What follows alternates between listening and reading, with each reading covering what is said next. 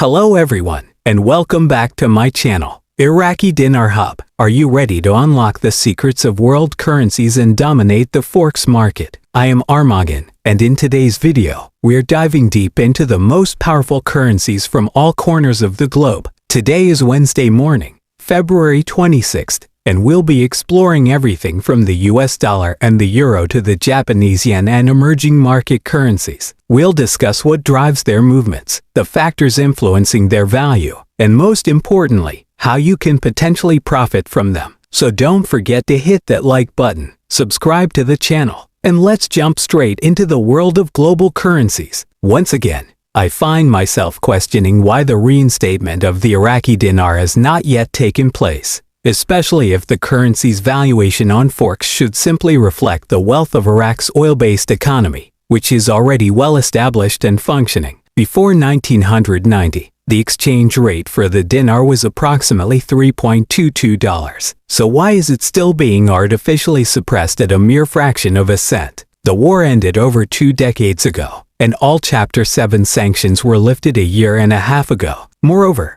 Iraq is now producing nearly a third more oil than it did in 1990, and its monetary reserves, including 150 tons of gold and numerous other valuable assets, are at record highs. I strongly believe that Iraq's hesitation stems from an all-or-nothing approach, preventing the country from fully integrating its currency into the international financial system. This is especially significant when considering the need to attract foreign investors, which is crucial for economic growth. Ultimately, I feel we have no choice but to wait until the current U.S. administration, particularly the faction overseeing the U.S. Treasury and supposedly collaborating with Iraq, is replaced. The chances of the revaluation occurring while the Democratic Party remains in power are slim to none. Based on highly reliable information from my Central Bank of Iraq CBI contact, this political dynamic is the primary factor delaying the RV. Meanwhile, the international finance team has been making televised statements emphasizing Iraq's rapid economic progress and highlighting an investment exceeding $2 billion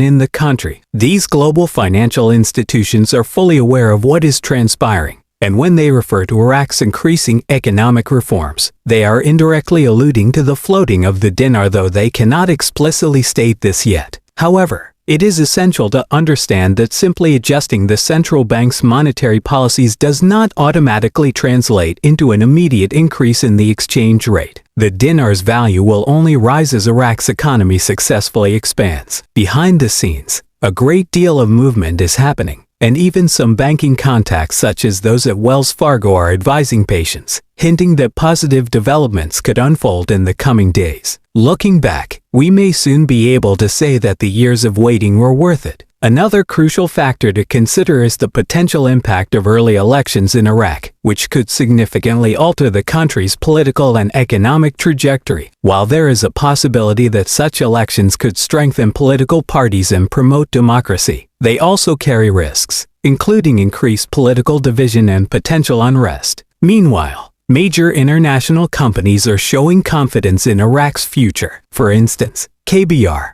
an American engineering firm, has just secured a $46 million contract with 5-year options to contribute to Iraq's infrastructure and energy ambitions. This long-term agreement is a strong indicator that Iraq is moving forward with large-scale development projects. However, for these initiatives to be realized, the country requires significantly more financial resources than its current exchange rate can support. Since these projects have transitioned from the planning stage to the execution phase, they necessitate an influx of capital, and it seems increasingly evident where that funding will originate. If we consider the true reinstatement value of the dinar historically pegged at $3.22, it becomes clear that, while an outright reinstatement may not happen, introducing a floating exchange rate could allow the market to naturally drive the currency's value to figures ranging between $3.86 and $4.72. Inflation is a major driving force behind this entire revaluation process, ultimately leading to a managed float rather than a direct repeg. Since a full reinstatement may not be feasible due to inflationary pressures, a floating mechanism will likely be necessary to align the dinar with its real effective exchange rate. The key question remains, will the exchange rate be fixed or allowed to fluctuate freely? According to multiple articles published by Dr. Mutter Mohammed Sale, the financial advisor to the Prime Minister, the Iraqi government appears to be considering a managed floater system that incorporates elements of both fixed and floating exchange rates. If economic expansion occurs, it is likely that the approach will be implemented conservatively, ensuring stability in the exchange rate.